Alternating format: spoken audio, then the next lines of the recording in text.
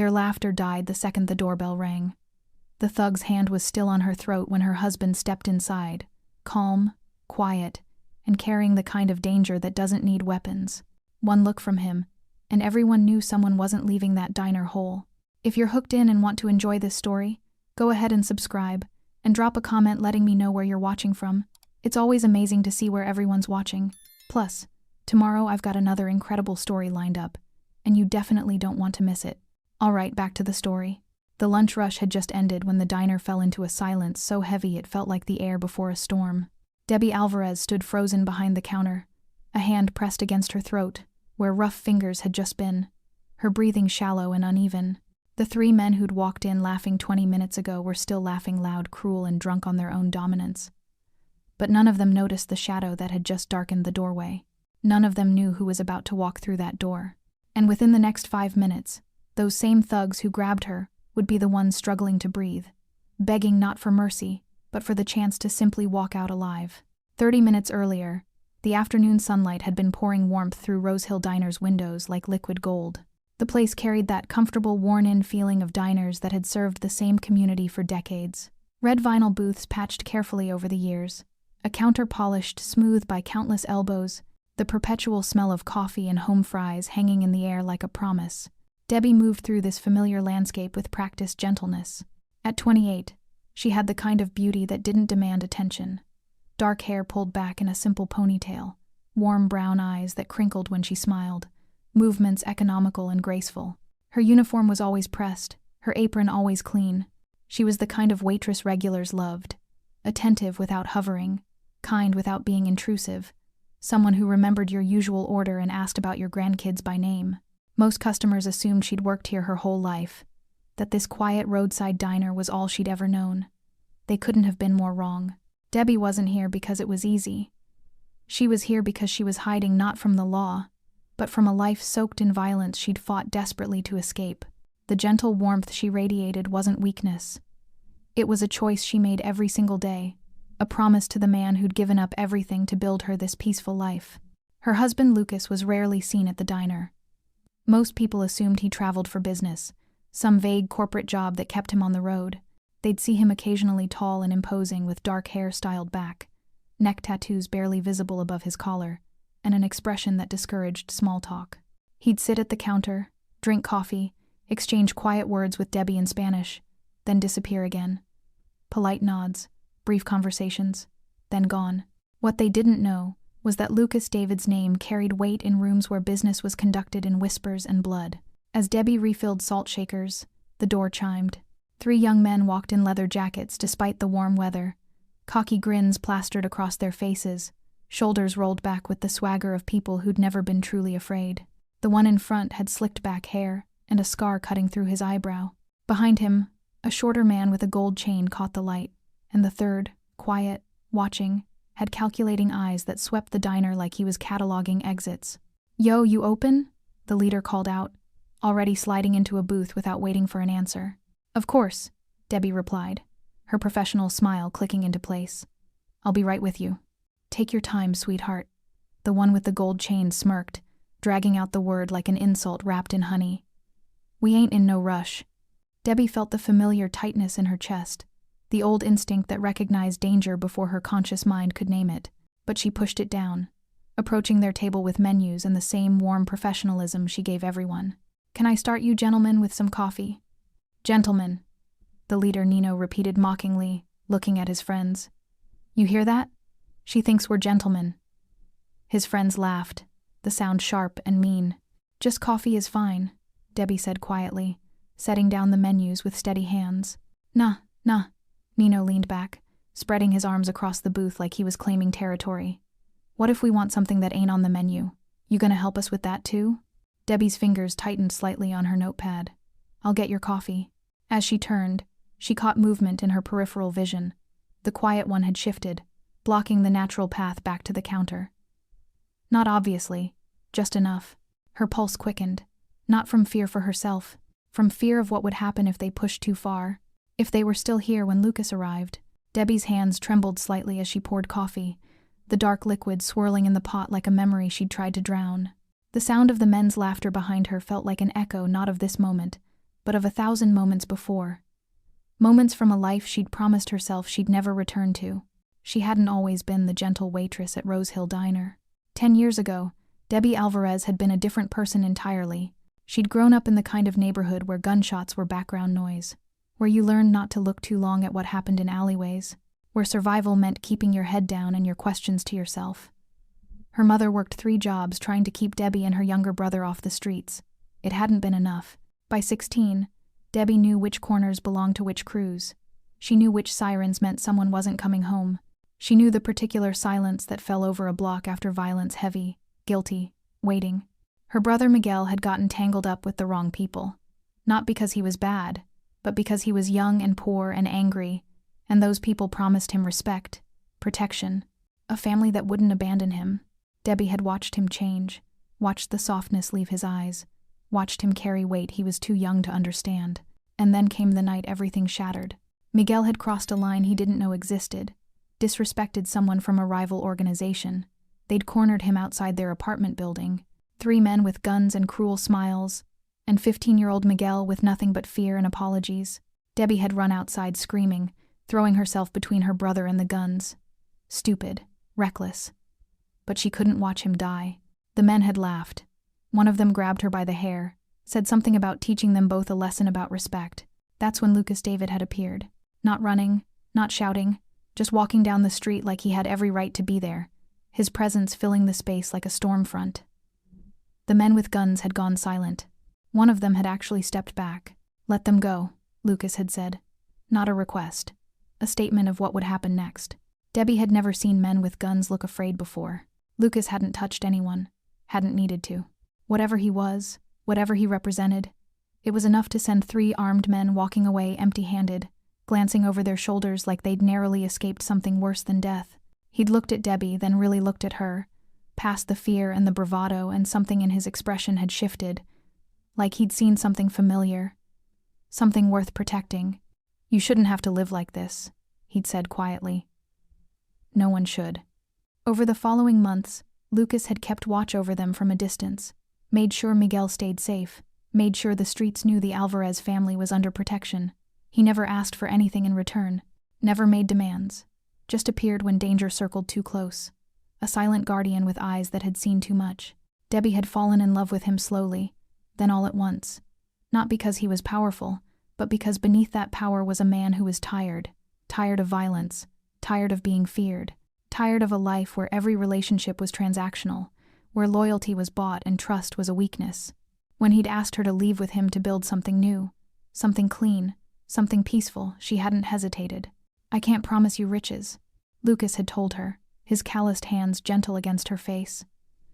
"But I can promise you peace. A life where you never have to be afraid again, where you can be soft without it being dangerous." "What about your world?" Debbie had whispered. "They won't just let you walk away." "I've earned the right to leave," Lucas had said, his voice carrying the weight of decisions she'd never fully understand. "But if violence ever finds us again, if that life ever catches up, we leave. Together. No looking back." Debbie had made him promise. No going back. No matter what. We built this life together. We protect it together. Lucas had kissed her forehead. "I will never bring that world to our door." Now, 3 years later, standing in the warm safety of their diner, Debbie set down the coffee pot with shaking hands. She'd believed him. She'd believed peace was something you could build and keep. But as Nino's laughter cut through the diner again, sharper this time, hungrier, Debbie realized the truth she'd been avoiding. Peace isn't something you build once. It's something you defend, every single day. And some days, the cost of that defense is higher than others. Debbie carried the coffee pot to their table, her professional smile fixed in place like armor. The weight of her past sat heavy in her chest, but she'd learned long ago how to compartmentalize fear, how to move through danger wearing kindness like camouflage. "Here you go," she said, filling their cups with steady hands. "Have you decided what you'd like to order?" Nino didn't look at the menu. He looked at her wedding ring instead, his grin widening. "That's a nice ring. Your husband treat you good?" "Very well," Debbie replied, keeping her voice neutral. "The meatloaf is excellent today if you're hungry." "I bet he does." "The one with the gold chain," Carlo interrupted, leaning forward. "But I bet he don't appreciate what he's got. Man who lets his woman work a place like this? That ain't respect. The third one, who'd been silent until now, finally spoke. His voice was quieter, which somehow made it worse. Maybe she needs someone to show her what real appreciation looks like. Debbie's jaw tightened. She'd heard variations of this conversation 100 times before, men who thought every woman was an invitation, who treated kindness like weakness. But something about these three felt different, more dangerous. Like they weren't just testing boundaries, they were hunting for them. "I'll give you gentlemen a few more minutes to decide," she said, turning to leave. Nino's hand shot out, gripping her wrist. Not hard enough to hurt, but firm enough to stop her. "We didn't say you could go yet, sweetheart." Debbie's pulse hammered, but she kept her expression calm. "Sir, I need you to let go of my wrist." "Or what?" Nino's thumb rubbed across her skin, deliberate and invasive. "You gonna call your husband? He gonna come rescue you?" The diner had gone quiet. The few remaining customers, old Pete in his usual corner booth, the Martinez couple by the window, were carefully not looking. The silence felt thick, complicit. Everyone knew something was wrong. No one wanted to get involved. Debbie recognized that silence. She'd grown up in it. "I'm asking nicely," Debbie said, her voice dropping lower. "Please let go." "She's asking nicely," Carlo mocked, his voice dripping with false sweetness. "Ain't that cute? Like a little mouse asking the cat to play gentle." Nino released her wrist, but only to stand up, stepping into her personal space. He was taller than her by nearly a foot, and he used that height deliberately, looming. "You know what your problem is? You're too polite, too soft. World eats girls like you alive." "I can handle myself," Debbie said quietly, taking a small step back. But Vince, the quiet one, had moved behind her, blocking her path to the counter. Not touching her, but close enough that she could feel his presence like a wall. Trapped between three men who'd turned her workplace into a cage. "Handle yourself?" Nino laughed, the sound ugly and sharp. "Nah, I don't think so. I think you've been playing nice so long you forgot what happens when nice don't work."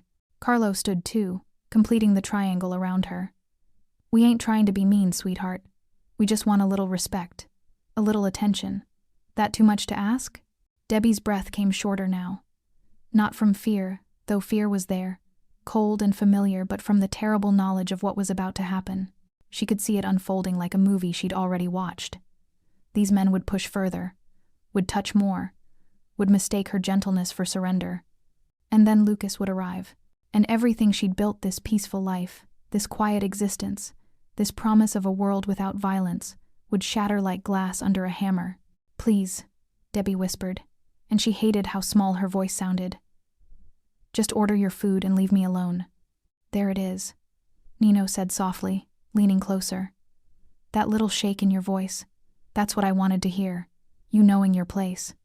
His hand came up slowly, deliberately, fingers reaching for her face. Not a slap. Something worse. Something that would force her to flinch, to submit, to acknowledge their power over her. Debbie's eyes flicked to the window, to the parking lot beyond, to the empty space where Lucas's car would be. "Not yet," she prayed. "Please, not yet." But even as the thought formed, she heard it, the deep rumble of an engine she'd know anywhere, the crunch of gravel under heavy tires, the sound of her husband coming home, and Nino's hand was still reaching for her throat. Time moved like honey in those final seconds before everything changed. Nino's fingers closed around Debbie's throat, not squeezing hard enough to choke, but firm enough to tilt her face upward, to force her to look at him while his friends laughed. His thumb pressed against her windpipe, a promise of pressure he could apply whenever he wanted. "See?" Nino's breath was hot against her face. "Ain't so hard to be respectful when someone reminds you how." Debbie's vision blurred with tears she refused to let fall. Not from pain, the grip wasn't meant to hurt yet, just to humiliate, to establish dominance. The tears came from somewhere deeper, from the girl she used to be, the one who'd sworn she'd never feel this powerless again, from the life she'd built that was about to burn down around her. Carlo's laughter cut through the moment like broken glass. "Damn, Nino, she's crying. You made the little waitress cry." "Nah, these ain't sad tears," Vince said from behind her, his voice carrying that quiet cruelty that was somehow worse than the loud kind. "These are finally learning her lesson tears. Ain't that right, sweetheart?" The bell above the door chimed. The sound was soft, ordinary, the same cheerful ding that announced every customer, every delivery driver, every regular who'd ever walked through that door. But the air changed instantly, like the atmospheric drop before lightning strikes. Debbie felt it first. The shift in pressure. The way oxygen seemed to get heavier. Then she saw Nino's eyes widen slightly, his gaze tracking something over her shoulder. His fingers didn't release her throat, but they stopped moving, stopped pressing. Footsteps. Slow. Measured. Each one deliberate as a heartbeat. Debbie. One word. Her name. Spoken quietly, without inflection, without anger. Just a statement of fact. An acknowledgement of what Lucas was seeing. His voice carried the kind of calm that had nothing to do with peace and everything to do with control. The calm of a man who'd decided something, who'd already moved past questions into certainty. Nino's hand dropped from Debbie's throat like he'd touched fire. She stumbled back slightly, her hand flying to her neck, and turned to see her husband standing just inside the doorway. The afternoon sunlight behind him cast his face in shadow, but she didn't need to see his expression to know what was there. Lucas David stood perfectly still, his tall frame filling the doorway with an authority that had nothing to do with size and everything to do with presence. His dark coat hung open over a simple black shirt. His tattooed neck, usually hidden, was visible now, the ink seeming to move in the shifting light. His hands hung loose at his sides, but there was something coiled about him, something waiting. His eyes, those dark eyes that looked at Debbie with such gentleness, such devotion, were flat, empty. The eyes of a man who'd seen violence so often, it had stopped surprising him. "Lucas," Debbie whispered, and the word came out broken. Not because she was afraid of him, because she knew what this moment cost, what it meant. Every promise they'd made was about to shatter. Carlo was the first to recognize him. The color drained from his face like someone had pulled a plug. Oh shit, that's... "Shut up," Vince hissed, his earlier confidence evaporating into something that looked like raw terror. But Nino, either braver or stupider than his friends, straightened up, tried to recover his swagger. "Look, man, we don't want no trouble. We were just... let go of my wife." Lucas's voice didn't rise, didn't need to. Each word carried the weight of absolute certainty. "I already did, see?"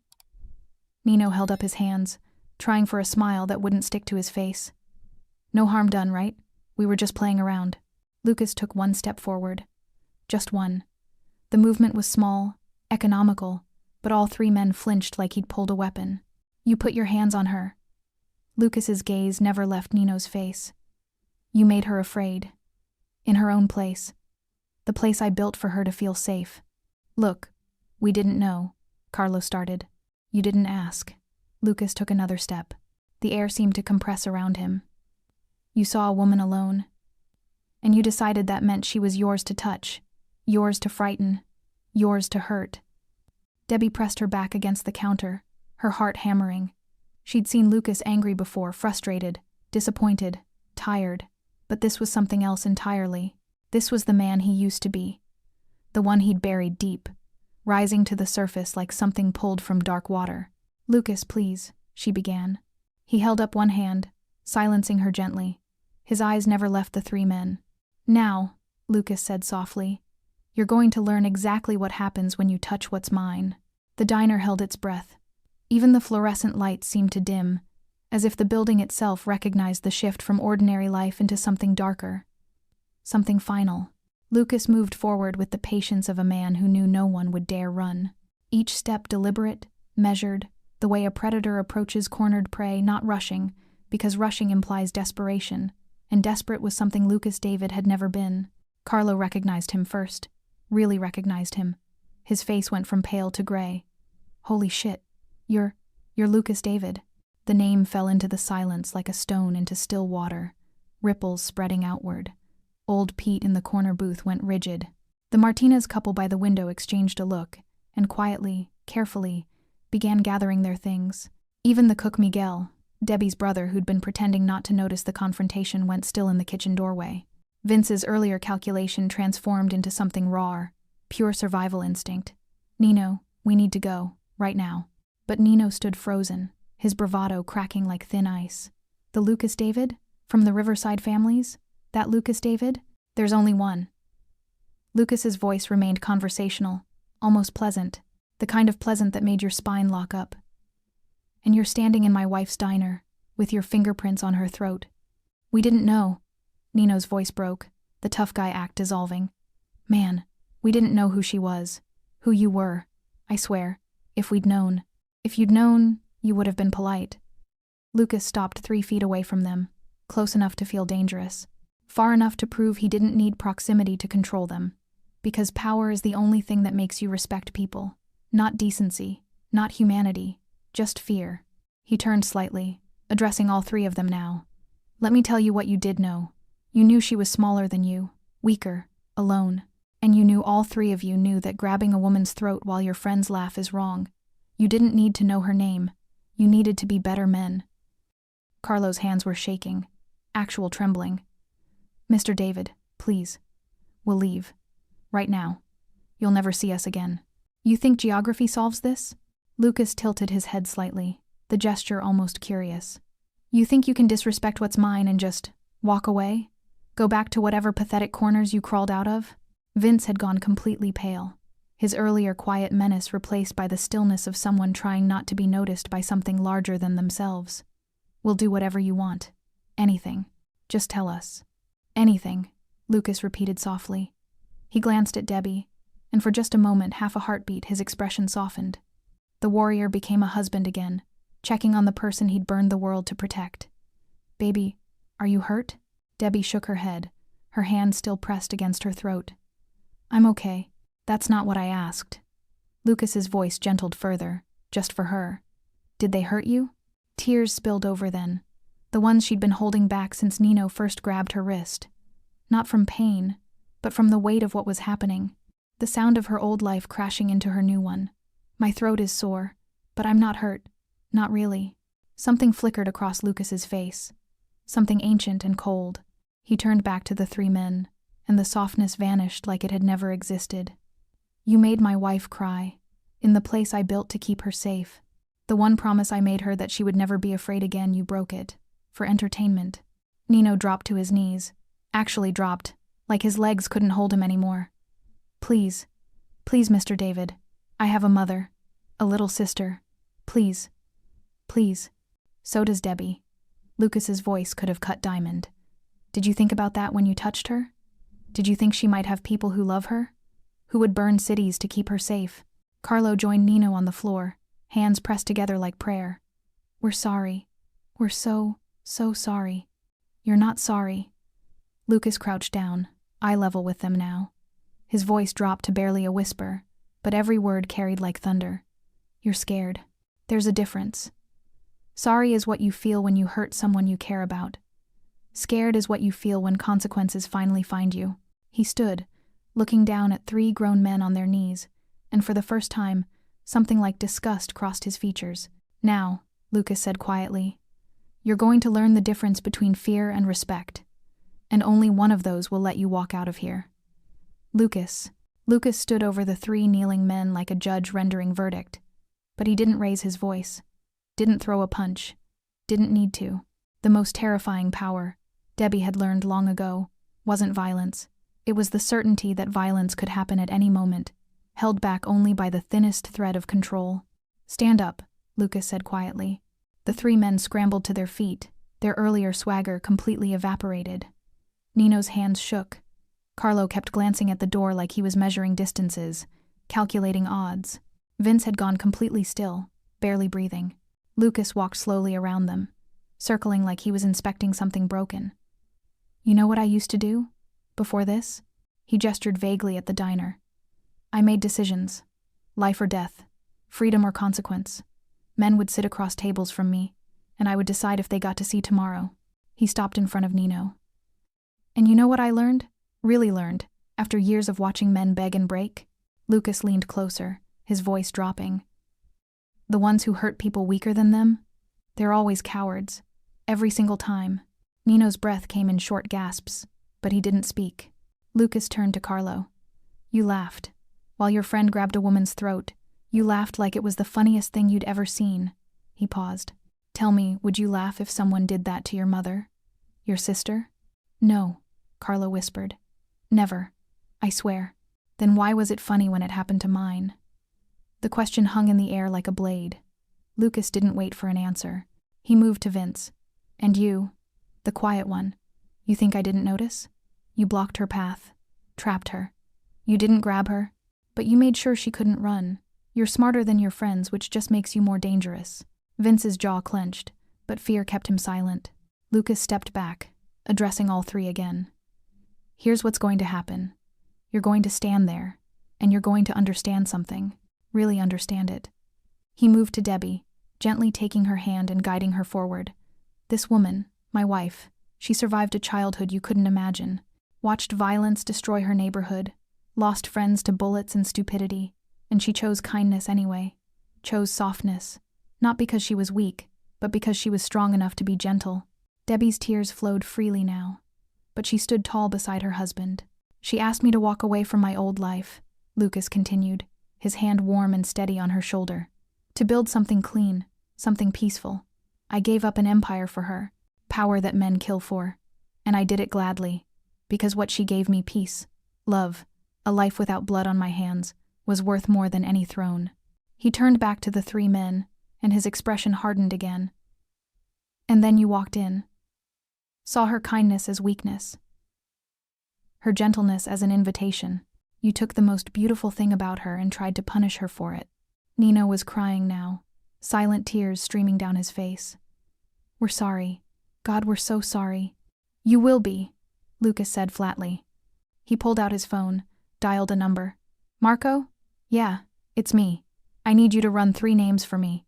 He looked at each man in turn. "Give me your IDs. Now." 4?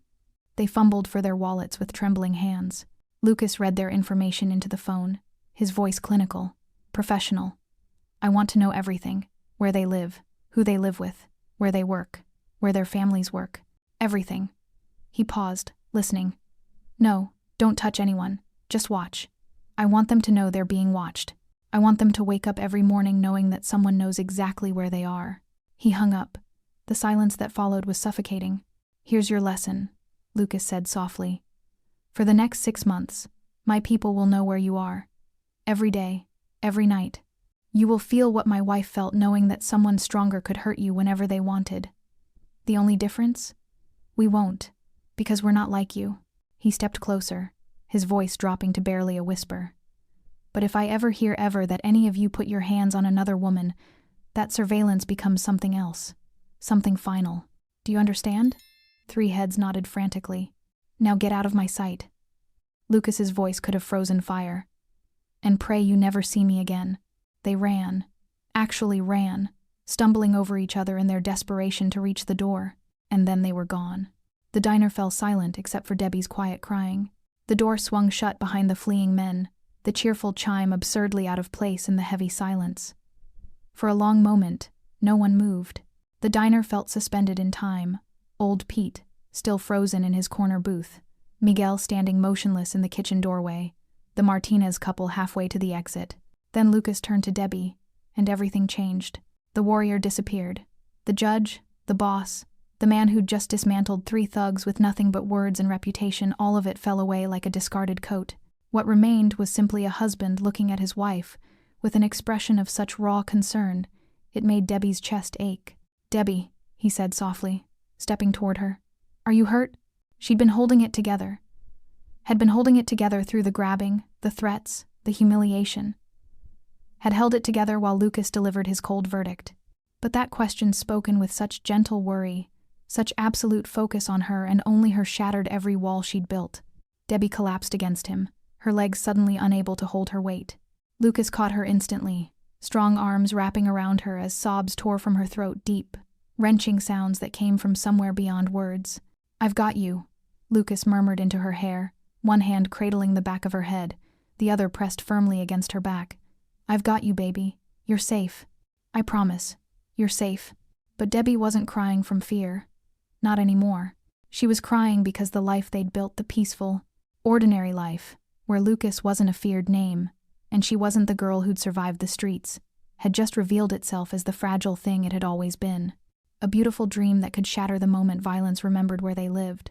"I'm sorry," she gasped between sobs, her hands clutching his shirt. "I'm so sorry." Lucas pulled back just enough to look at her face, his thumbs gently wiping away her tears. "What are you apologizing for?" "Debbie, what happened wasn't your fault. None of it. I almost ruined everything." Her voice broke.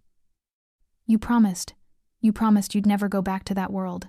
And because of me, because I couldn't handle 3 stupid thugs, you... Stop. Lucas's voice was firm but infinitely gentle. He cupped her face in both hands, forcing her to meet his eyes. Look at me. Really look at me. Debbie's vision swam with tears, but she held his gaze. I didn't go back to anything, Lucas said, his voice steady and certain. I protected my wife. That's not the old life, that's just life. That's what husbands do. What men do. You didn't make me do anything. Those animals made a choice, and I responded. But you threatened them. Your people are watching them. Lucas, that's making sure they never hurt anyone again, Lucas interrupted, his jaw tight. That's making sure my wife can work in peace without fear. That's making sure 3 cowards learn to be better men. He pressed his forehead against hers. I didn't hurt them, Debbie. I didn't even touch them. I just reminded them that actions have consequences. That's not violence. That's justice. What if they come back? Debbie whispered, the fear she'd been suppressing finally finding voice. What if they bring others? What if this is just the beginning, and we have to run again and start over and... Then we run. Lucas said it so simply, so certainly, that it stopped her spiraling thoughts. If we have to leave, we leave. Together. Just like we promised. This diner, this town, this whole life, it's nothing without you. Nothing. You understand me? Fresh tears spilled down Debbie's cheeks, but these were different. Softer. I don't want to run.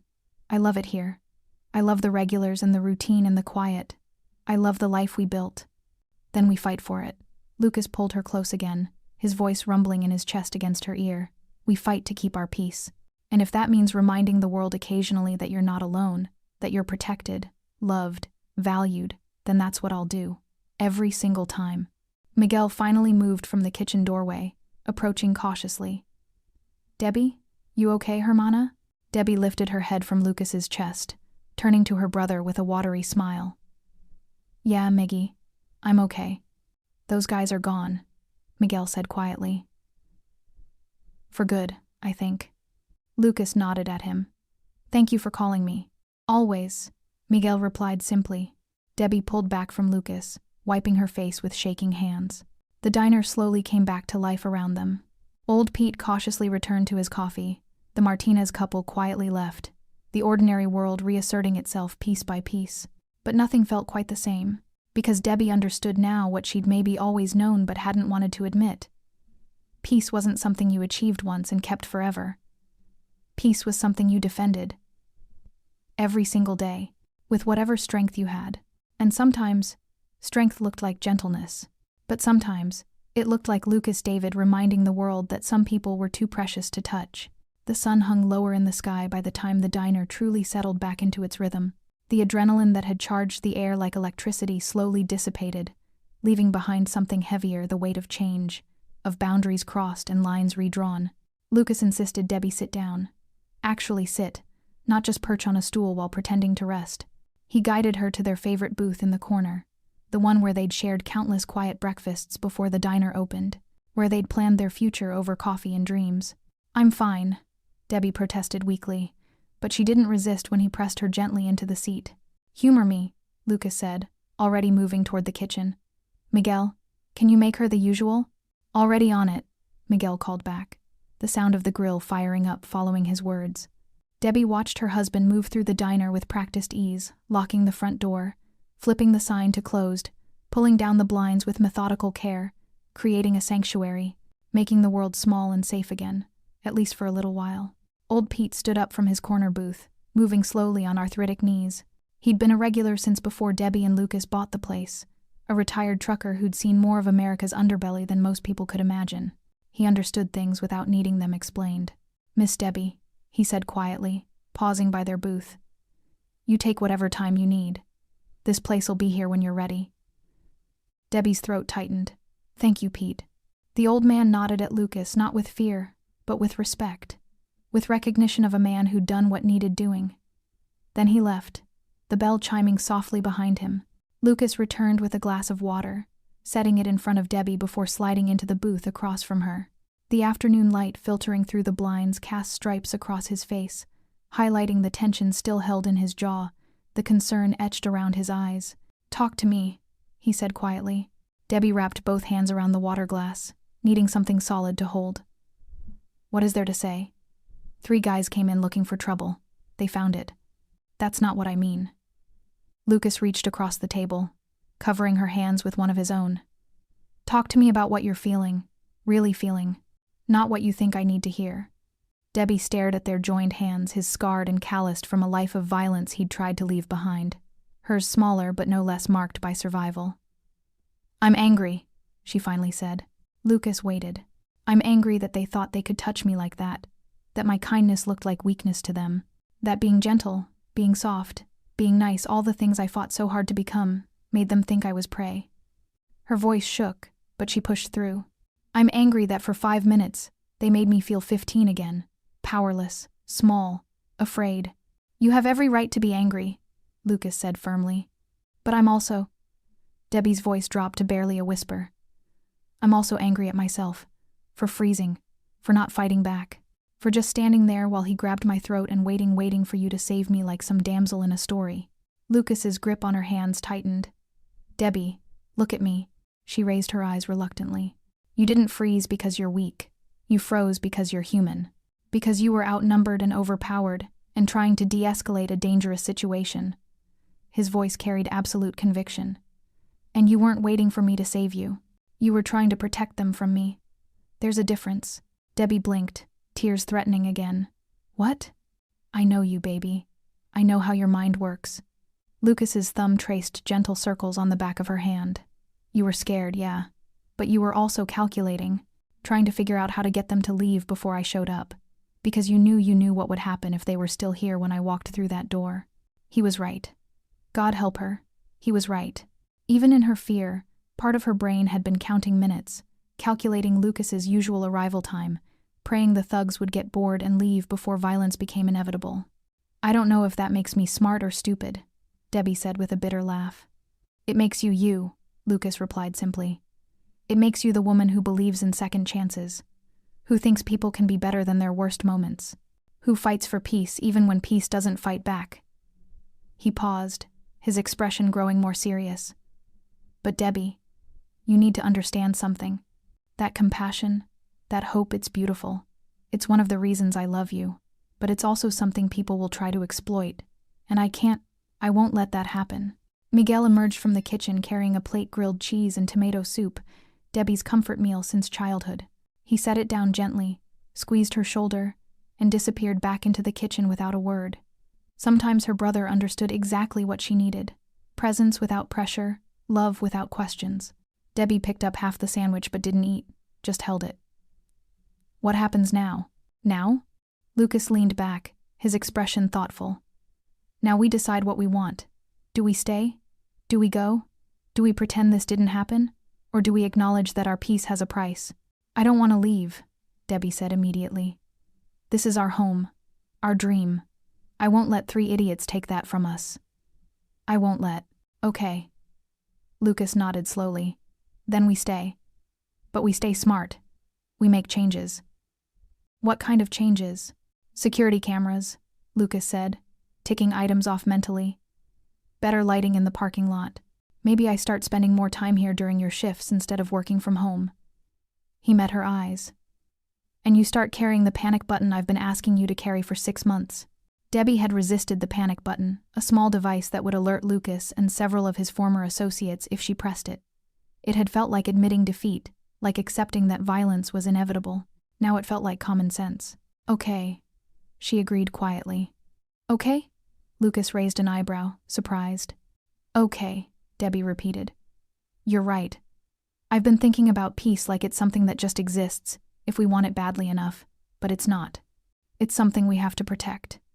Actively, constantly." Lucas reached across the table again, this time cupping her cheek. "You're not giving up on peace, baby. You're just learning to guard it better. There's a difference." "Is there?" Debbie leaned into his touch. "Because from where I'm sitting, it feels like we're sliding back toward the life we ran from." "No." Lucas's voice was firm. "The life we ran from was about power for its own sake, about respect earned through fear.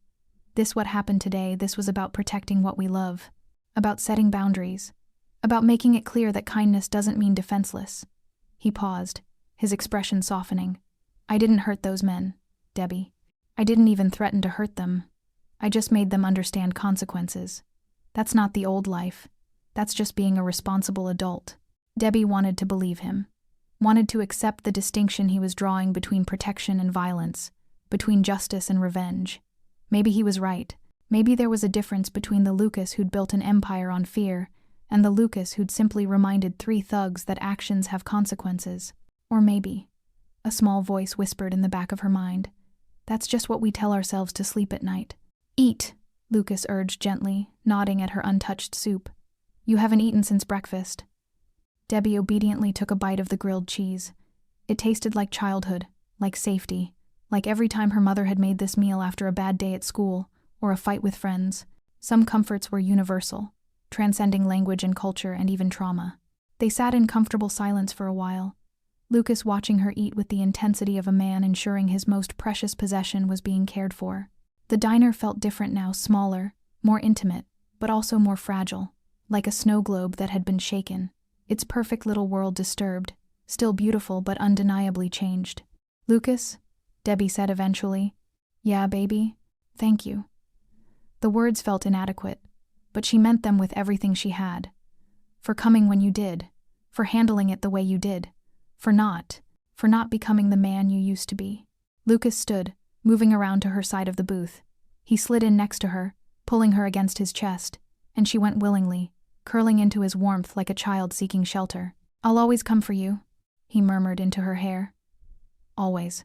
No matter what I'm doing, where I am, or what it costs. You call, I come. That's not negotiable. Debbie closed her eyes, listening to the steady beat of his heart. I know. And I'll never be that man again, Lucas continued, his voice carrying the weight of a vow. The man who hurt people for sport, who saw violence as a first option instead of a last resort. But I'll also never be the man who stands by while someone hurts you. There's a balance, and I'm learning to walk it. For you. For us. We're learning together, Debbie corrected softly. Yeah, Lucas agreed. Together. Outside, the sun continued its descent toward the horizon, painting the sky in shades of orange and pink. The diner that had been a scene of humiliation and fear hours ago was now a sanctuary again, its doors locked against the world, its occupants safe within. But Debbie knew they both knew that this safety was temporary. The world had found them once. It could find them again. The question wasn't if, but when. And what they'd do when it happened. The answer, Debbie was beginning to understand, wasn't running, wasn't hiding, wasn't pretending that being good people meant bad things wouldn't happen. The answer was exactly what Lucas had shown those 3 thugs. Boundaries, consequences, the willingness to protect what mattered, not with cruelty, but with unwavering strength. Peace, she realized, wasn't the absence of conflict. It was knowing you could handle conflict without losing yourself in it. And maybe, just maybe, they were finally learning how to do that. 3 weeks passed before Debbie saw them again. The diner had settled back into its rhythm cameras installed, better lighting illuminating the parking lot. Lucas present more often, though he tried to make it look casual. Regulars returned, their initial wariness fading as days went by without incident. The town, which had buzzed with rumors for a week, found new gossip to occupy itself with.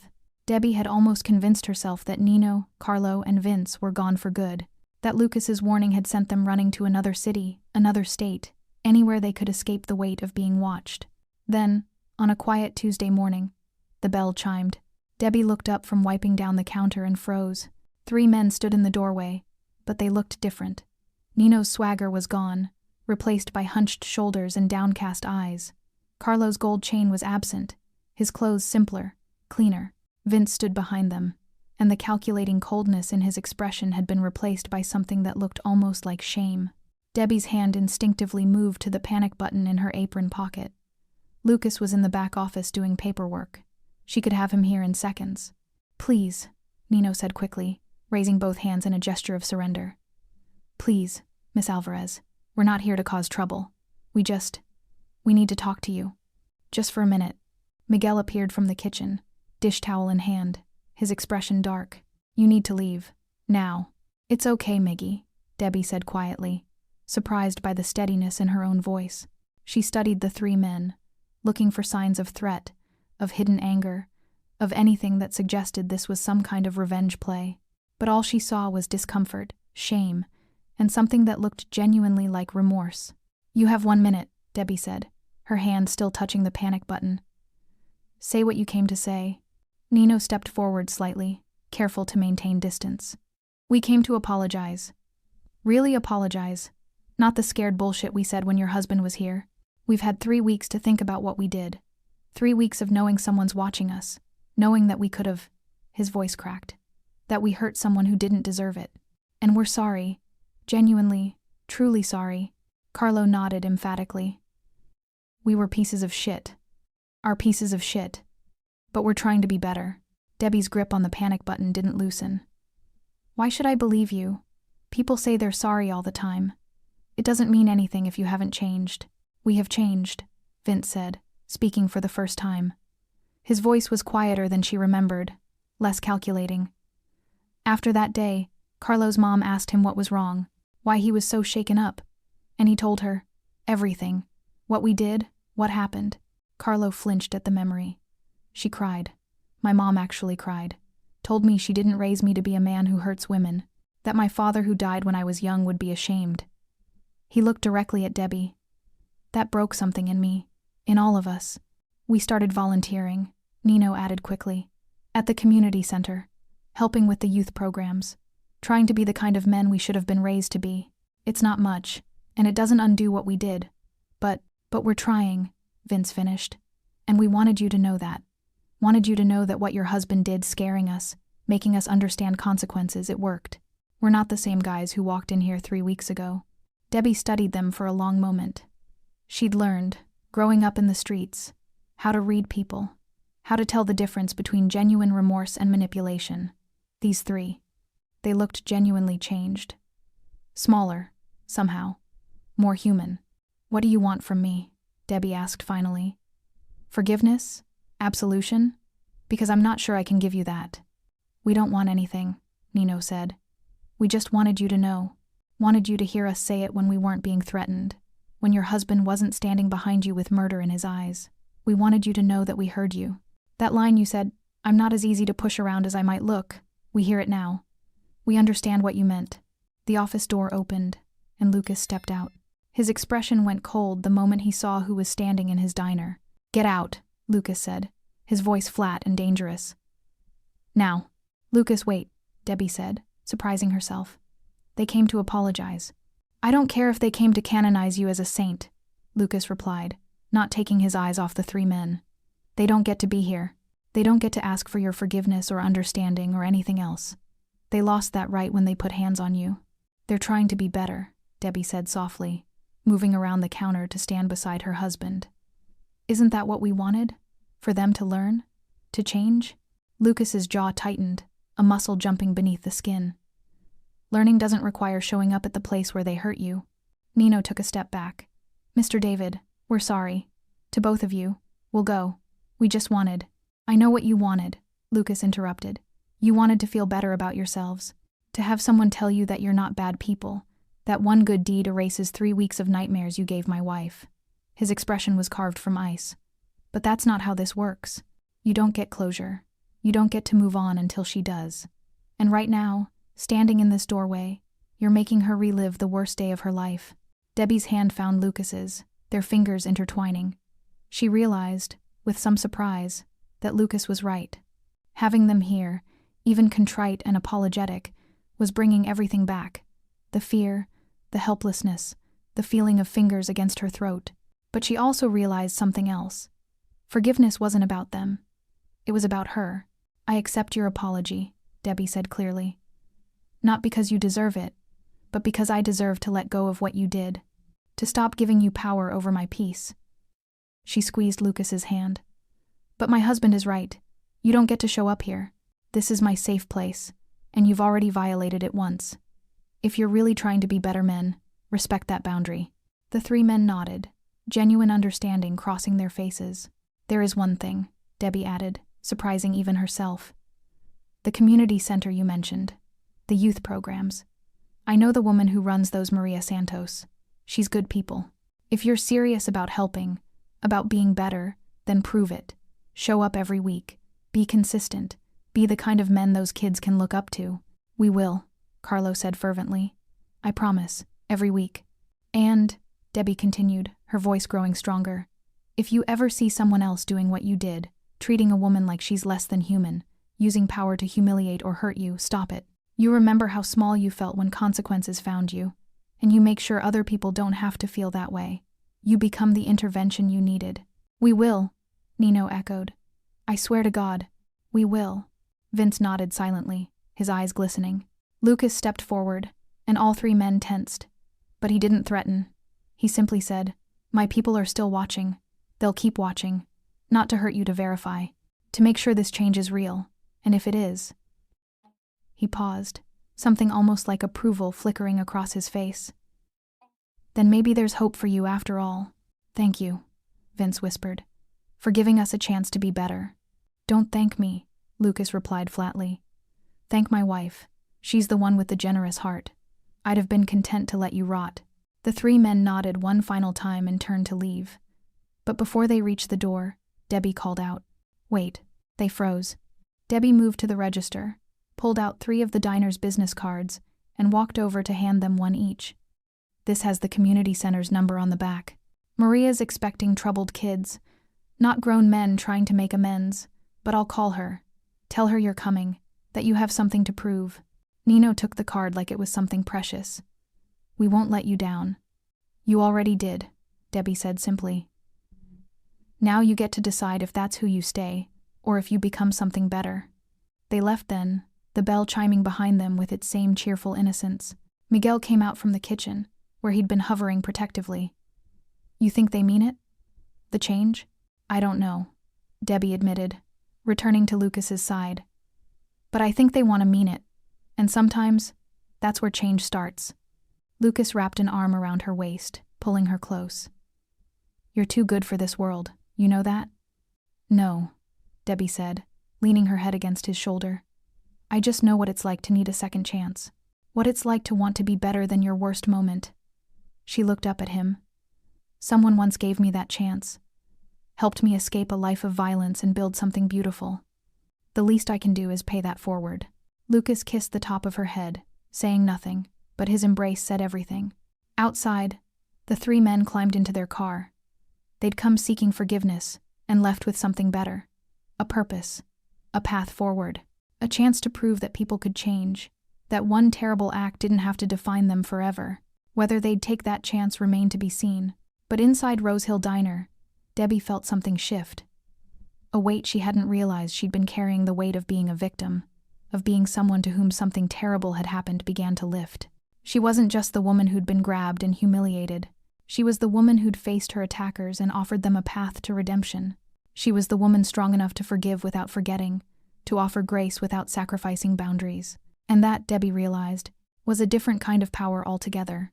6 months later, the morning sun painted Rose Hill Diner in shades of amber and gold. Debbie moved through the familiar space with the ease of someone who'd claimed every inch of it as home. The coffee was fresh, the grill already warming, the morning light streaming through windows that had been cleaned just the day before. Everything was exactly as it should be. But somehow, it all felt different, better, deeper. Lucas sat at the counter, reading the newspaper and nursing his second cup of coffee. This had become his routine, arriving before opening to share these quiet moments with his wife, where the world was just the 2 of them and the possibilities of a new day. Maria called yesterday, Debbie said, refilling his cup.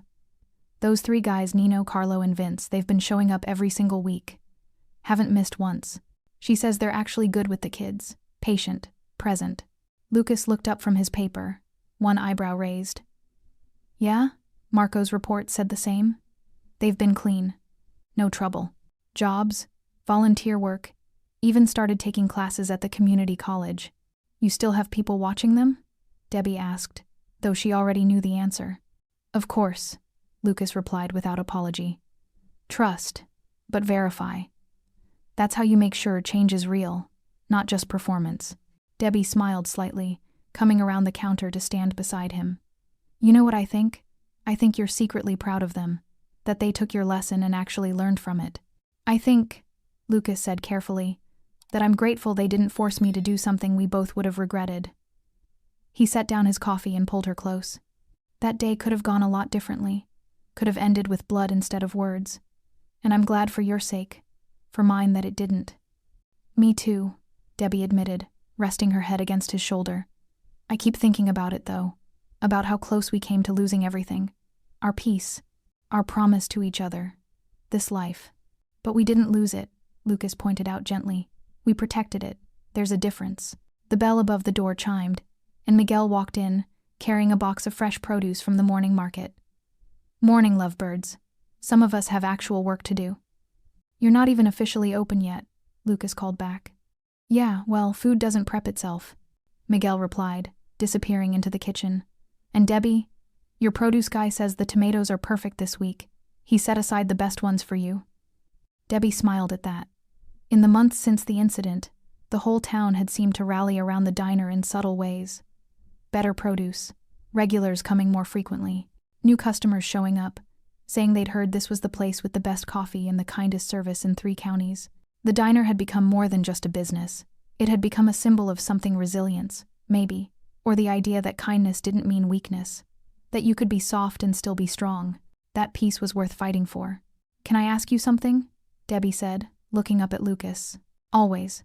Do you ever regret it? Walking away from your old life for this? For me? For the diner? For a world where the most exciting thing that happens is running out of pie on a Sunday? Lucas was quiet for a moment, considering the question with the seriousness it deserved. Then he cupped her face in his hands, his thumbs brushing her cheekbones with infinite tenderness. Every empire I ever built, every bit of power I ever held, every moment when men feared my name, none of it made me feel as rich as waking up next to you does. None of it gave me the peace I feel when you laugh at something silly, or the pride I feel watching you turn strangers into regulars with just your warmth. He pressed his forehead against hers. I don't regret a single second. I'd do it again. Choose you again. Build this life again. Every time. Debbie's eyes filled with tears, the good kind, the ones that came from being loved so completely it felt like more than one heart could hold. I love you, she whispered. I love you, Lucas replied. More than you'll ever know. The moment stretched between them, perfect and fragile, like every good moment in a life spent building something worth protecting. Then the spell broke as Miguel called from the kitchen. Are you two gonna help me prep? Or should I just run this place myself? They laughed, the sound light and real, and moved to help Miguel. The morning routine unfolded with practiced efficiency, Debbie slicing vegetables, Lucas handling the heavier prep work, Miguel managing 3 things at once, while somehow still finding time to tease them both.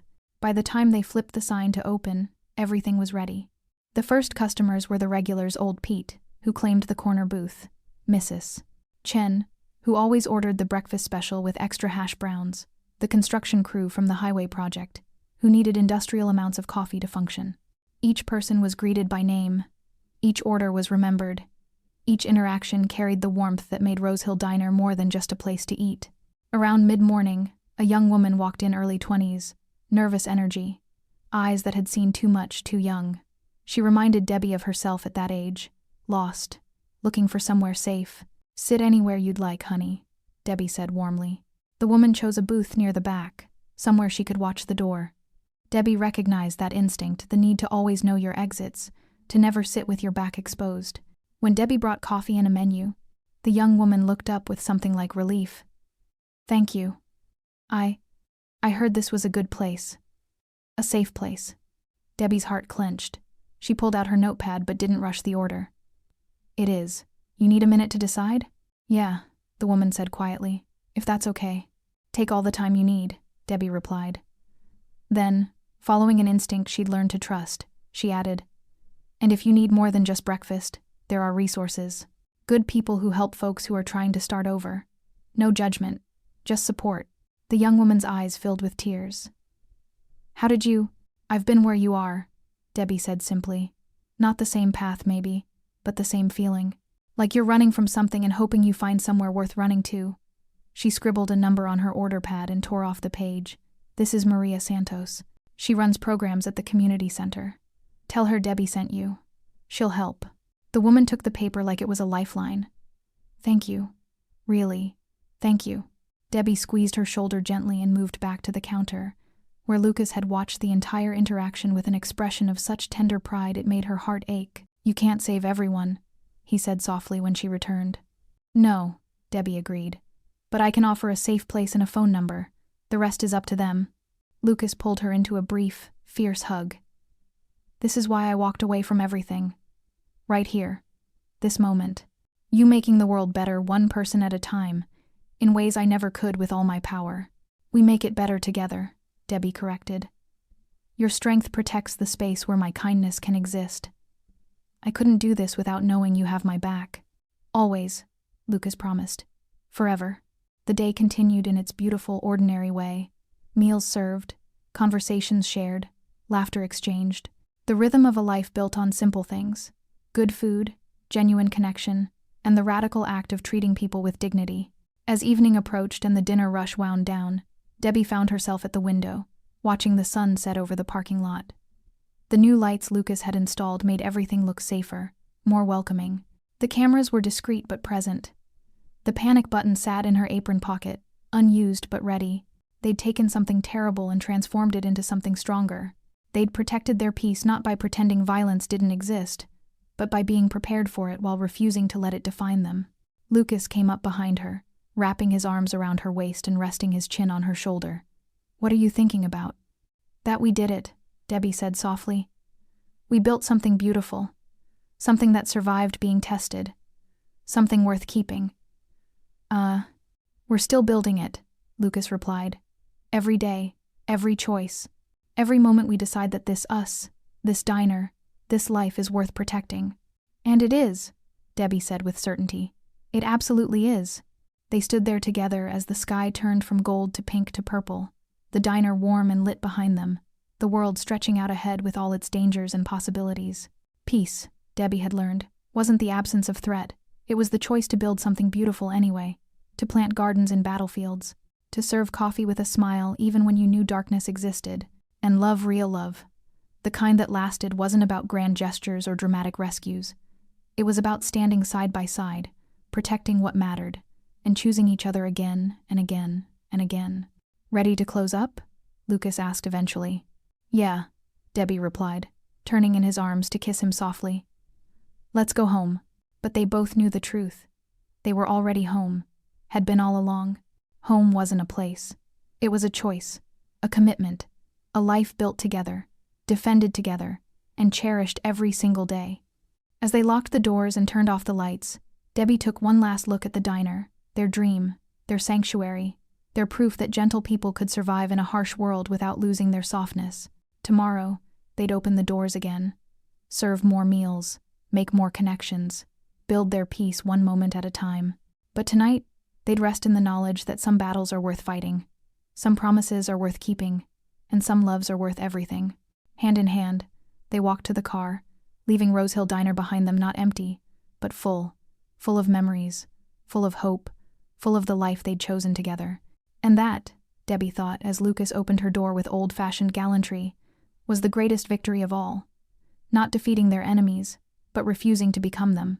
Not running from their past, but building something better from its ruins.